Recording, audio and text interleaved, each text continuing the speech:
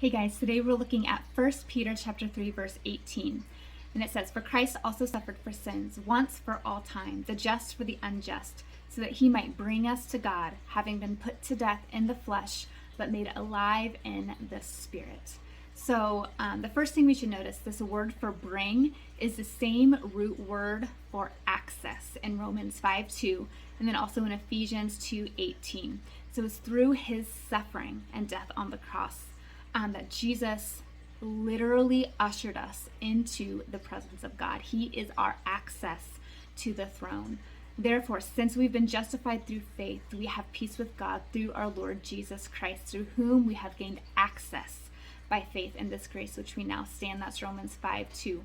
We also learn in Matthew 27 that the veil in the temple that separated God's people from his presence, from that holy of holies, was torn into the moment that Jesus died on the cross. So Jesus is the perfect example of how our sufferings and the hard things that we go through in this life can ultimately bring about God's good and perfect plan.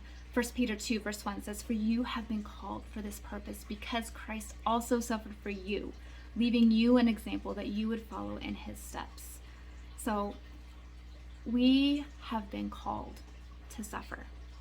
Suffering is just one of the instruments that God uses to not only crucify our flesh, but to also bring life through the Spirit. He uses our trials to mold, shape, and refine our faith. And I know that there are seasons, there are circumstances, there are moments, perhaps you're in one right now, that just seems so dark and so hopeless. But so often it's these places where God creates a deeper beauty within us. He brings us from one level of glory to the next, and we can be confident that he is working.